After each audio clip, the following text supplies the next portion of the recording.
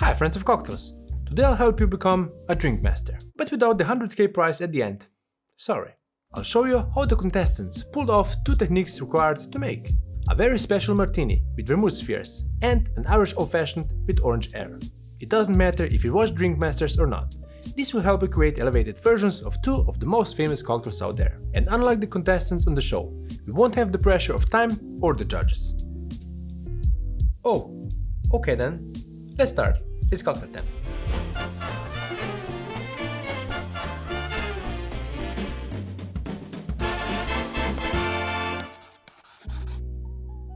The tagline for Drink Masters is "World-class mixologists showcase their dazzling cocktail crafting skills as they compete for a $100,000 prize and the title of Ultimate Drink Master." It's basically like Top Chef for mixologists. Season 1 premiered on Netflix on October 28, with a lot of excitement coming from the bartending community.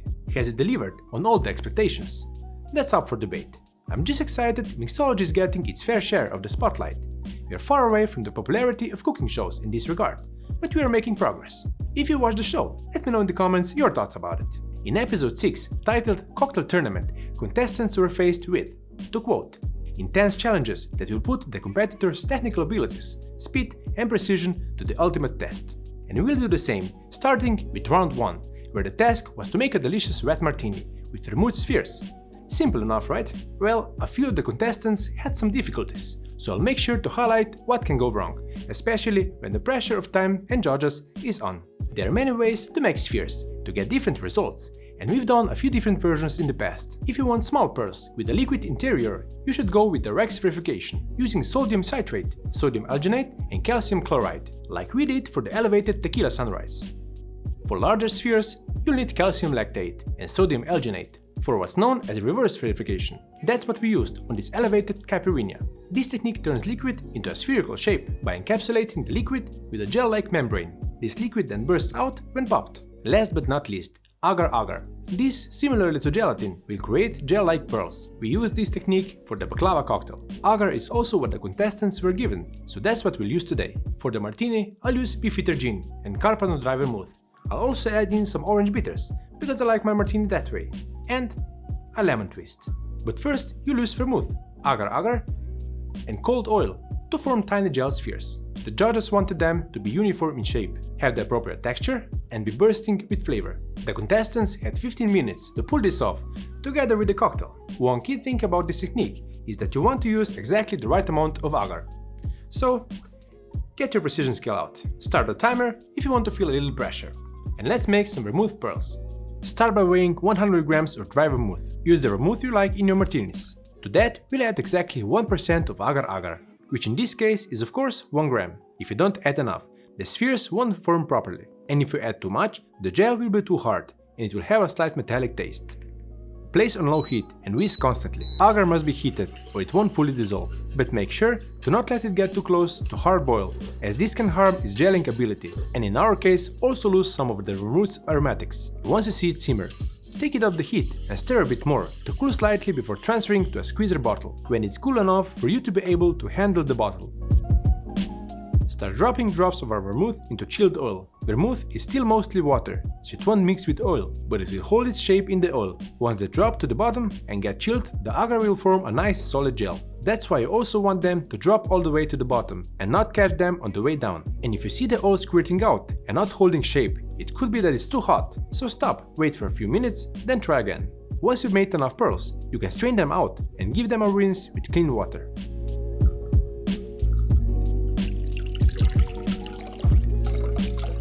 Place them on the julep strainer and they are ready to be served next to the martini, which is what we'll make now. I'll make a 2 parts gin to 1 part vermouth martini. So, into a pre-chilled mixing glass, I'm first adding 2 ounces or 60 ml of beefeater gin.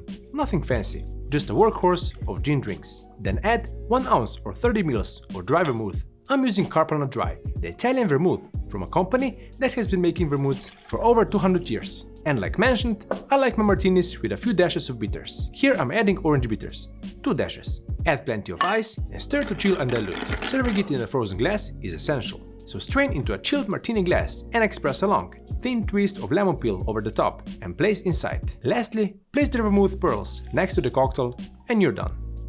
Before we make the Irish Old Fashioned with orange air, let's try the martini with Vermouth Pearls. Cheers!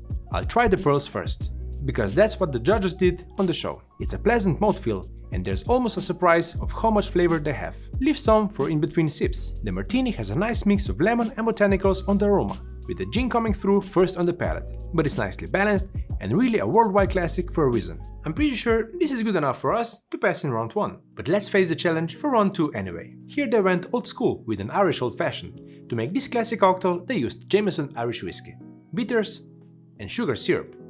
Then they had to top it up with orange flavored air. The judges wanted it perfectly made and tasting great. We've made plenty of different foams and airs to crown different cocktails, using different techniques. Cocktails like the inverted White Russian, the Clara Club, Stout Fashioned, the clarified Ramos Gin Fizz, inverted Mojito, and many others used soy lecithin, xanthan gum, egg whites, methyl cellulose, or a combination of these foaming agents to achieve a stunning and flavorful addition to the final result. Contestants were given oranges, sugar syrup, soy lecithin, and an immersion blender. They had 20 minutes to create the cocktail and whip up an air with big bubbles that hold their structure. I'll start with the orange air. You don't want to make the cocktail first, then have it wait and over dilute while you're making other ingredients. Cut the oranges and juice them. I find oranges have a nice citrusy sweetness, so I don't think you need to add any sugar for the orange air to be balanced. And a little life hack I'll explain later. But place the spent orange half into the freezer. Strain the juice through a fine mesh strainer to catch any pulp. I'll use 200 grams of strained orange juice. Because we'll add soy lecithin based on this, you're aiming for between 0.5% and 1%, depending on what density we want our bubbles to be. I'm going with 0.7%. In our case, that's 1.4 gram. Soy lecithin is a soy-based emulsification agent that combines the ingredients and stabilizes the bubbles. So if you add too little, the air will mix in the drink too fast. But if you add too much, it will be a thick foam on top of the cocktail, and it will add a slight nutty flavor that you may not want. Using an immersion blender at a slight angle incorporates more air into the orange juice,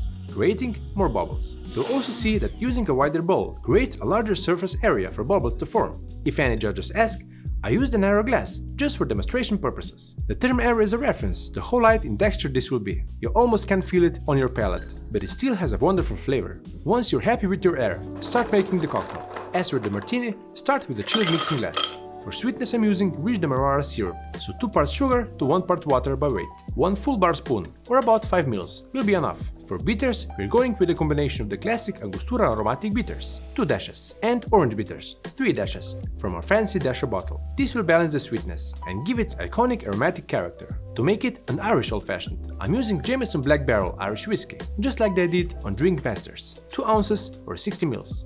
Again, add plenty of ice and stir to properly chill and dilute, while the glass is already chilled by the large clear ice cube, which has tempered. Some cocktails can be served over ice or up in a stem glass. Martini and the Old Fashioned are not in that group. You also want to make sure you're reaching the wash line, and when you scoop the orange air on top, it reaches all the way to the rim of the glass. It just looks better. Now for the hack I learned from my mom and her baking. Usually when you grate citrus zest, the essential oils make the zest clumpy and it sticks to the grater. If you place a citrus half in the freezer, it's easier to grate. This will melt as it falls on our air and give it an extra orange aroma. When you use spent citrus halves, it's also a more sustainable practice, which should give us extra points, right? The air is keeping its shape and texture nicely, but even with soy lecithin, it won't stay like this forever, so let's give it a try. Cheers! But it can only do that until the first sip. The combination of the light, citrusy air and the spirit-forward cocktail works together perfectly. It's nicely balanced by the sugar and bitters, to stand its ground against the additional orange flavors. Not to judge it myself, but I love it. With that, you too can be a drink master. But if you want to be a part of an even better community, you can do what Kevin McAlear did, become a member of the Cocktail Time Wall of Fame. Kevin is joining our top tier patrons, who are a part of our set. You'll also see his name on our website and in the description of this episode.